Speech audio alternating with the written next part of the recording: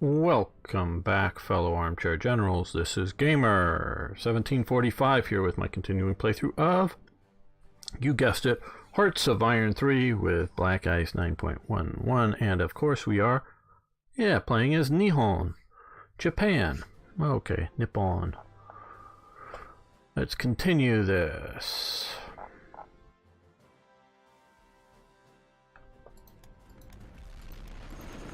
Yep, they're counterattacking. Mostly it won't work. Few maybe, but mostly no. Yeah, you can start walking. Get ready to attack while you walk.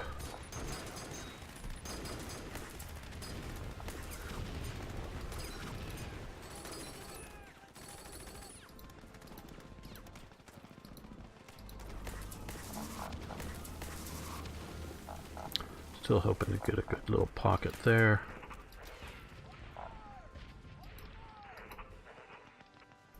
Let's get you moving that way, I think. This one here, we are still pushing in. Guess I only got one division in reserve. And it's not in good shape.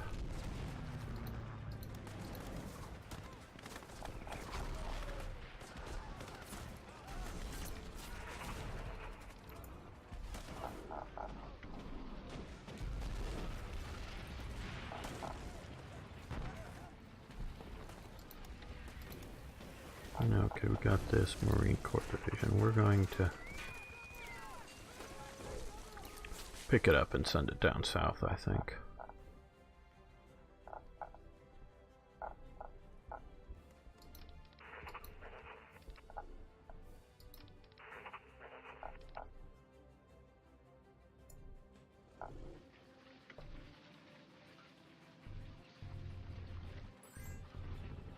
Oh, we need to up the speed.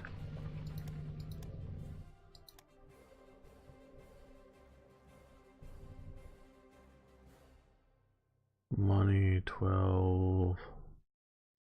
Rare materials. No, we're gonna wait a day or so, because I think most of those will turn green.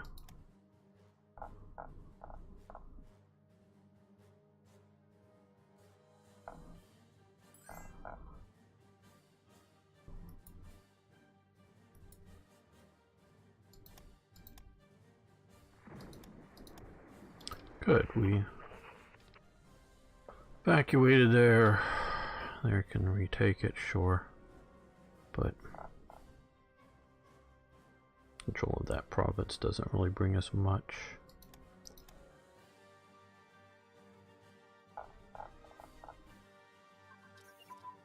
Okay, AVF. Armored Fighting Vehicles. Tracks and suspension has advanced. Okay, light and medium armor designs can improve very nicely. Yeah, we're going to stop that. And since both of these are on 38, what are they? Oh, they're probably waiting for something. We'll do that. We got a bunch of light armor out there. Got a lot more infantry tanks.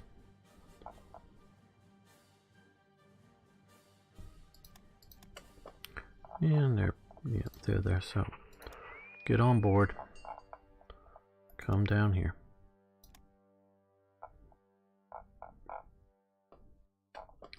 And how is our revolt risk doing? Okay.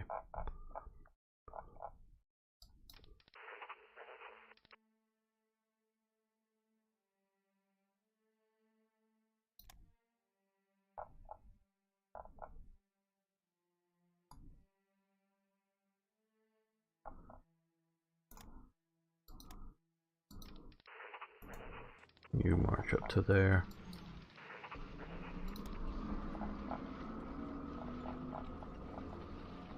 Wow, we've got five units of police there. Yeah.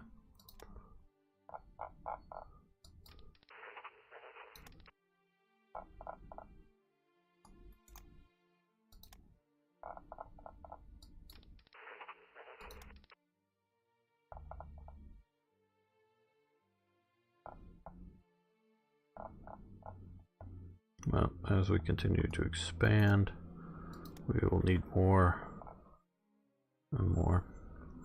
Now, at some point, we're going to see about forming the China Nanjing Republic. Major victory, great. Thanks, big trucks. Needed that driving by right now.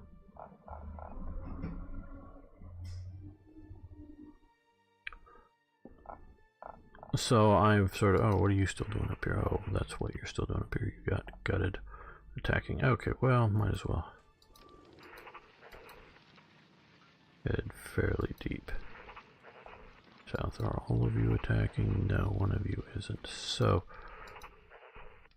you and you attack there. You guys support. And you support.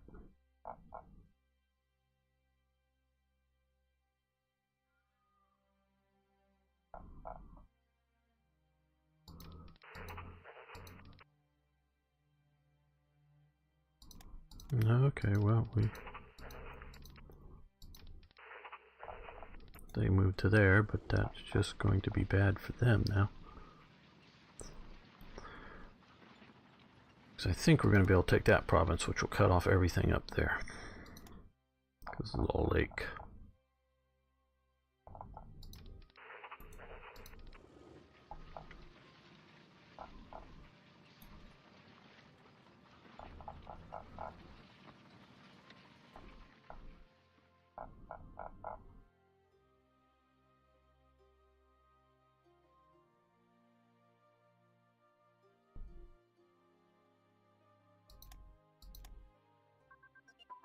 Okay, radios advance, very good.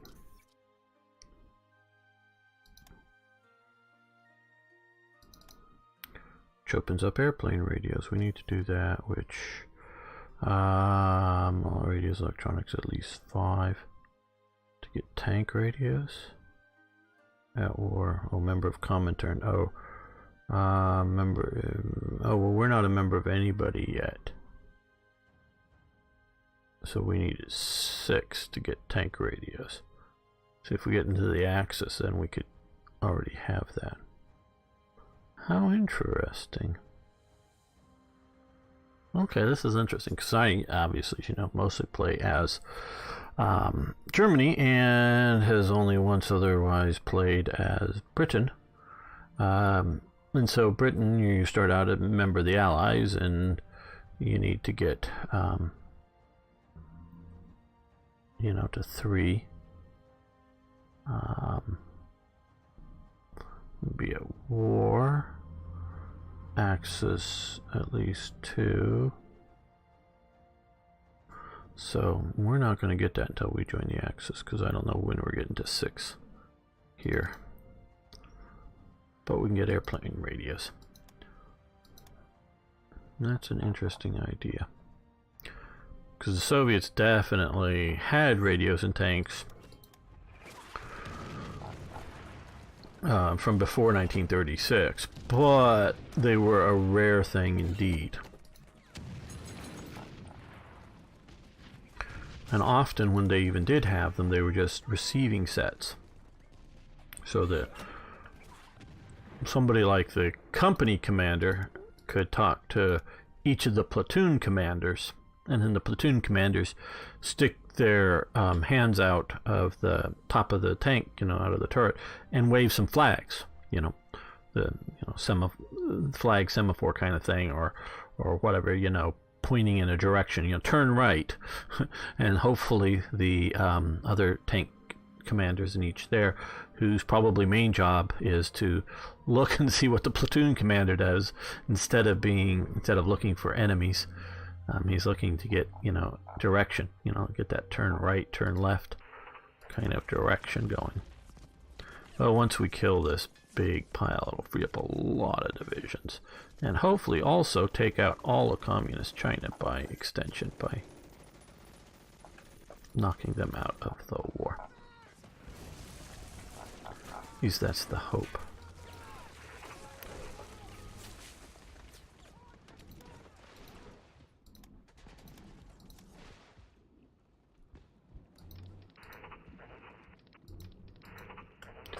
Okay, you guys, yeah, the better one. Come down that way. Trying to create another small pocket here.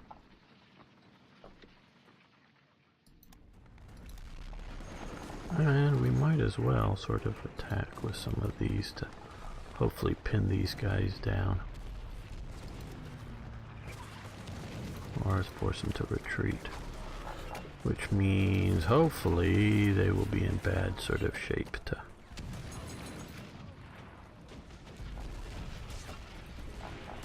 take over. Okay.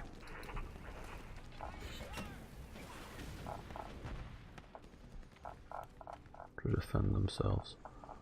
Alright, those are going there. These guys can march along the coast to there. These guys can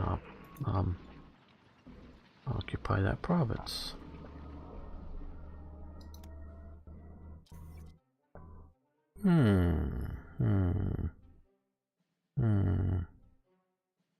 Okay.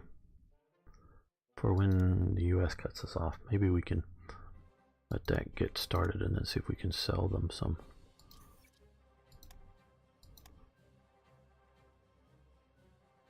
supplies. Again, so not so much. I don't know how much I'm going to try to keep up things. Because, okay, when we go to war with something other than China or other miners somewhere, go to the big war here. Obviously, we're not going to be trading with the US and Britain because we'll be at war with them. I don't know if it can be like Germany, if we can start trading. I've been trying to a little bit trade with the Soviet Union. That would, of course, be great because it would be, you know, very short and very direct, and they can have lots of supplies even while they're fighting with the Germans. So that could be useful. We will see. Now, for other countries that are either remain neutral or neutral for a while, of course, I'm going to look at sort of where they are and are any of my convoys being intercepted. You know, if I'm trading with Argentina or Chile or Peru or something like that, is the US going to, or Britain or somebody going to put out subs? Maybe. Maybe not. Now, if we're trading with, say, Germany, because we definitely see Britain sinking German convoys that try to sail, our convoys will get hammered too once we're at war with the United Kingdom. So we'll need to watch that. You know, at some point they will be intercepted, so we'll see. But that's sort of the plans. Okay, well, how interesting. We sent in a big stack, but we still got these guys, including the armor train, which has a suppression level of 6.5, all trying to suppress and get these resources at sort of optimum levels, but still.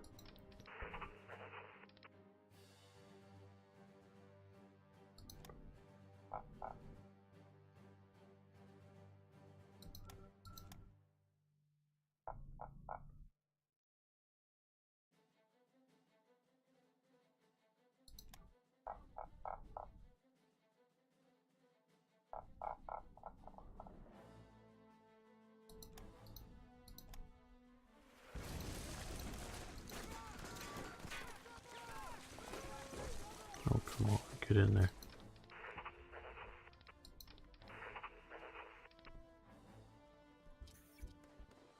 Major victory. Finally here, down. Okay, you don't need to occupy that.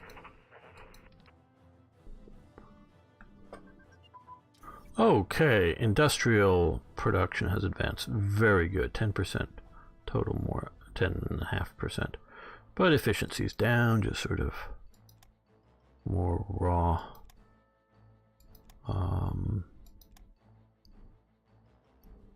production. Okay, so we're going to let that go. It's still only just 36. So that's going to go. Gasoline engines have advanced. A lot of stuff will get a speed bonus out of that.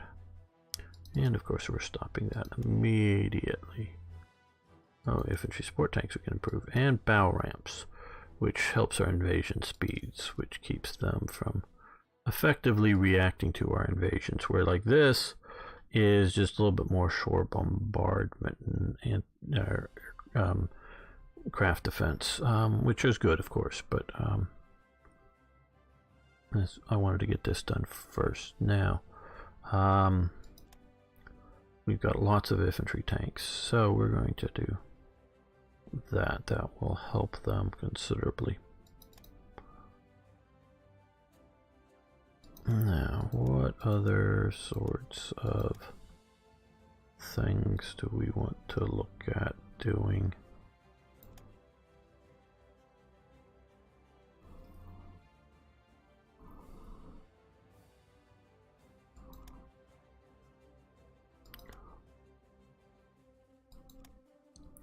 I am trying to shift to a bit more naval production, so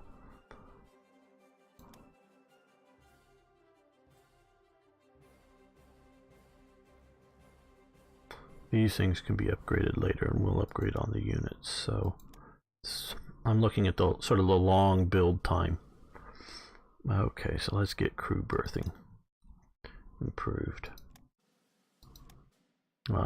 Reading the book Japanese Destroyer Captain by Captain Hara said that, and I'm guessing this is true on all the destroyers, Japanese destroyers did not have specific crew berthing places. They just basically slept wherever they could, from my understanding, and in hammocks. You know, so you can sling hammocks probably about 3 high. You know, if you standard height room, if you got ground to the floor space, probably about 3 high is about normal max. You could, on top of each other, sling the hammocks. And so where you look at most of the American shipping destroyers and that kind of thing, they've got not some places dedicated bunk space. You know, other places you can look around, they are trying to fit them in, but most men, I would say, and you know, I could always say, well, when and what, things do change, I know that, but you're about exhausted.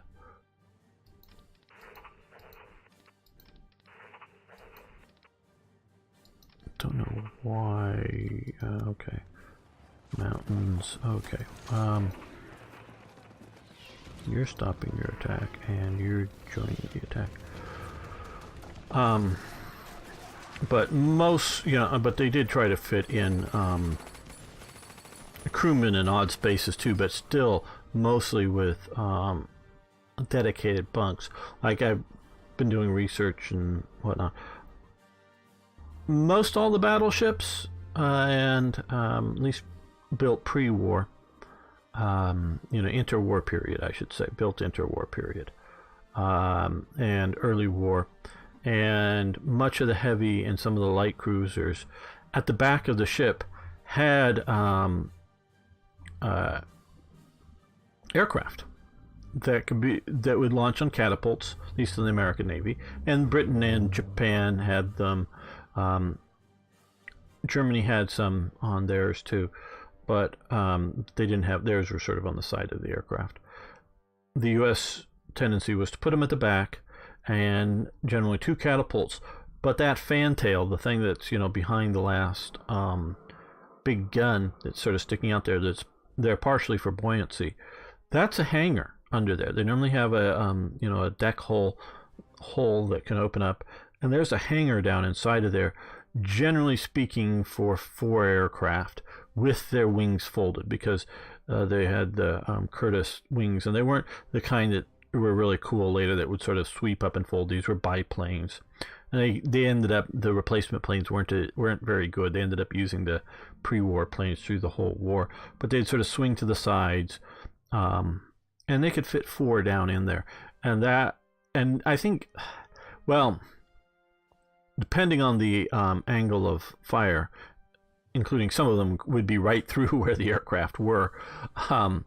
But if you get even sort of kind of, I think if you can swing your gun and shoot, even though it's to the back of the ship, sort of towards the front of the ship, it's sort of off to the side, but towards the front of the ship, it's probably okay. But if you fire those big guns, on a battleship, not in the direction of the aircraft on the rear, but just sort of that they're sort of off to the side, that concussion blast probably can blow some of those aircraft apart. Just, not that they're all going to be in like complete pieces, but a lot of the stuff was, fabric holes still, and wings, that you have the wing frame and you put fabric over it, and then they normally, varnished it or painted it or something to make it, more than airtight, kind of thing, so that air flows across it. But all that kind of stuff could easily blow in and be wrecked from the concussion of firing the guns. So I think, generally speaking, and this is sort of why they had them back, they had the hangar, you'd need to have the aircraft stowed down in the hangar to keep that from happening, and then you sort of fold up the cranes and whatever. Then you have basically complete fire arcs to the rear, capable for the rear turrets or turrets, depending on the which ships you're talking about. But so they had to have these hangars, and one of the pictures shows that clearly that you have space, and basically you can put in and out one aircraft at a time, be sort of lowered in there, and they sort of have a little track system because they were float planes, like didn't have any wheels, so they'd move them around on cradles and the float on the tracks and sort of lock them in place. We can see on the sides of this hangar bunks going up the sides of the wall, actually fairly high, and that's where the aircraft maintenance crews lived with their aircraft. So they definitely were not in the gun turrets, not in the magazines, but in various places around the ship.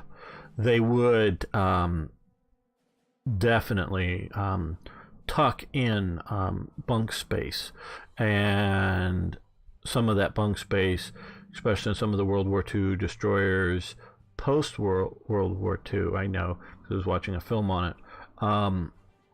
Some of the like mess decks and whatever else, they had bunks in there that had to be folded up out of the way so that the people could eat. And that was sort of done because actually, to some degree, crew spaces at post-war were sort of increasing while space on the destroyers were decreasing, from the same destroyer, because they were adding a lot more electronic, improved radars and communications and anti-submarine stuff, so that they were taking up more and more of the space and requiring, this is like in the 50s, requiring, a bunch of crew to operate it. So they were really sort of pressed for crew. But even then, now again, not everybody was supposed to theoretically have their own storage locker. Post-war, I know, and looking into one film and they mentioned it, not everyone did have a storage locker. So some people just had sea bags that would get moved around as needed. And quite possibly they were hot bunking, meaning 2 guys, 1 bunk, and just set it up to being one guy has the day shift, the other guy has the night shift, so that they're up and down at different times. But the Japanese, it was a much harsher on-board situation, which is important because, we're talking about crew berthing, because it affects just how... Okay, we've got to stop that before it gets too bad.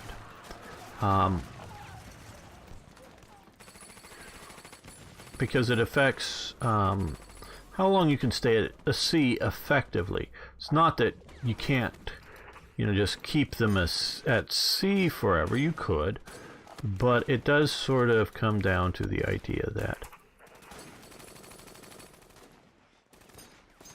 well, you're going to be forever before you can attack.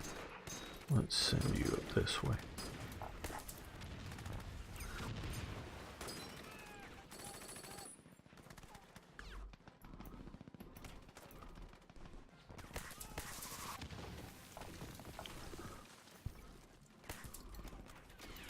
great. We've won here. Great, great. But it does affect crew effectiveness. You know, how tired are you? How, you know, fit for service are you? That kind of thing, and how long you can stay at sea. Obviously, things like how much food and water you have does affect it, because even with the desalinization plants that were becoming more and more used, as well as necessary to, because I think your salt water doesn't react the same as fresh water, so generally speaking you want to run your steam engines on fresh water. So that means, generally speaking, you need fresh water to run those engines. But it doesn't mean that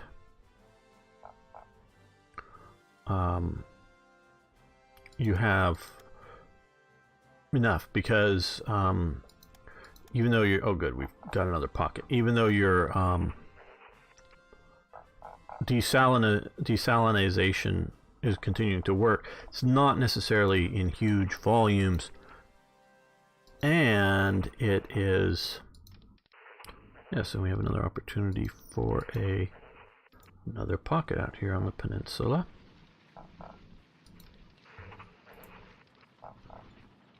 And another one here. Okay, well,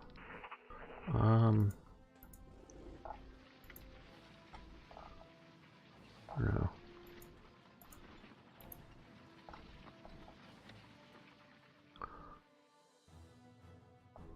You're also, with a steam engine, you're able to condense back out some of the steam, you know, so it's not necessarily all used up into steam. It's condensed back and recycled. Well, if you the idea, they didn't necessarily get showers on Japanese destroyers, because I don't even know if they had showers. I don't think they did. And so soldiers who wanted to clean themselves were going to clean themselves without a shower. So that is an important thing. Not that you can't have some cleaning water. I'm sure they did, actually, but some cleaning water is different than a proper shower situation.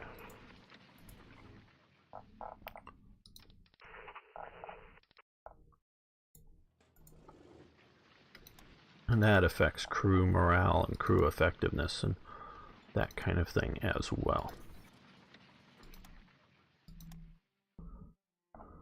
Because of the luxurious crew comforts the Americans had, was part of the reason why they did so well and were able to stay at sea for so long.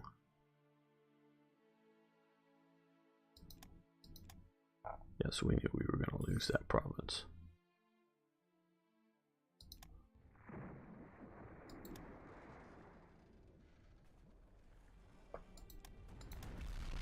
Oh good, we got this before they were able to get any more units out.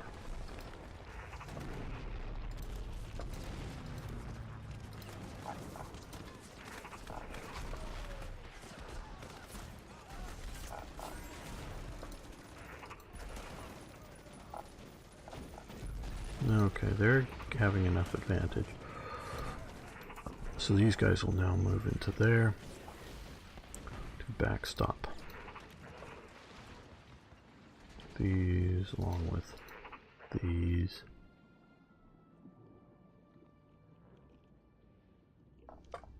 Oh, still haven't got that.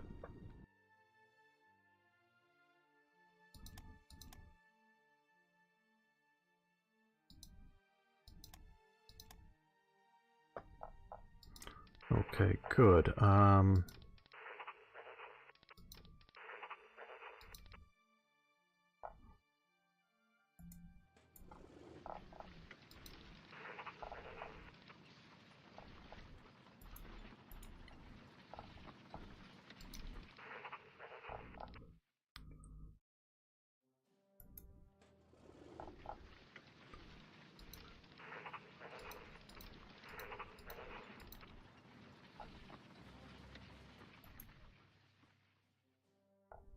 Let's see if they get the chance to push and dash down there.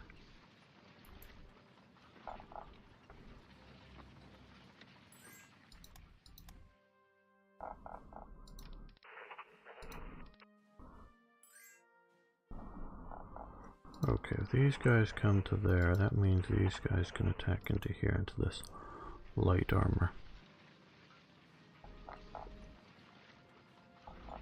Come on, take this, actually occupy and take that.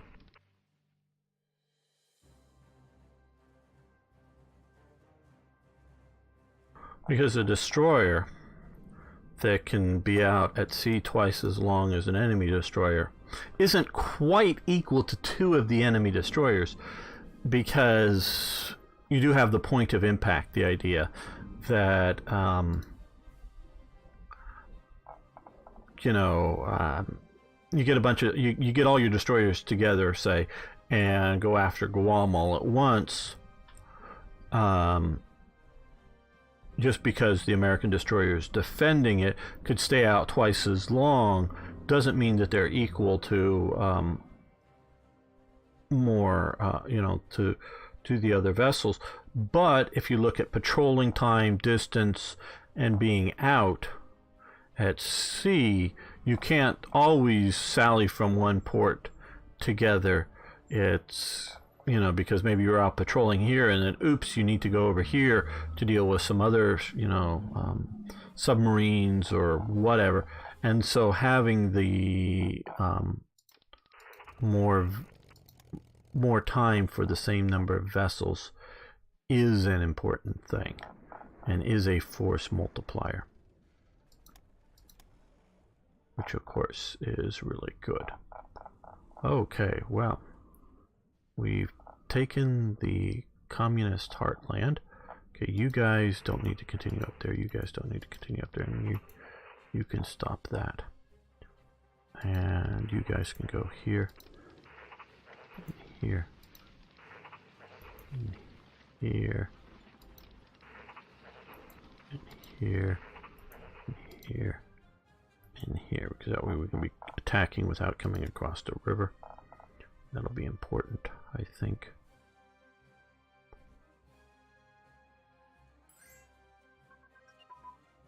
Okay, great. That's just what I was sort of hoping to see, is a complete ending to the communists. Okay. Industrial efficiency advance counterbalances our bit of loss from here, and we're going to continue that.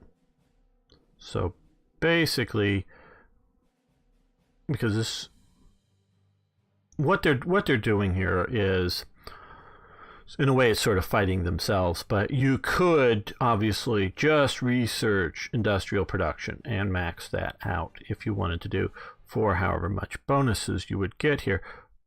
Okay, that's good. But what they're trying to do is have you balance it out with also so instead of you, the AI, or whoever, spamming through all of this as, you know, tech rushing and getting all this as early as possible, they want you to balance it out with this one. So you would constantly get more negative effects. But they balance it out with, so if you're doing both, right now we have a 10% bonus for ICs and a 10% bonus for IC efficiency compare with each other. Now obviously we may have other industrial, you know, 3% and 3% efficiencies and other things that also affect it, of course, too.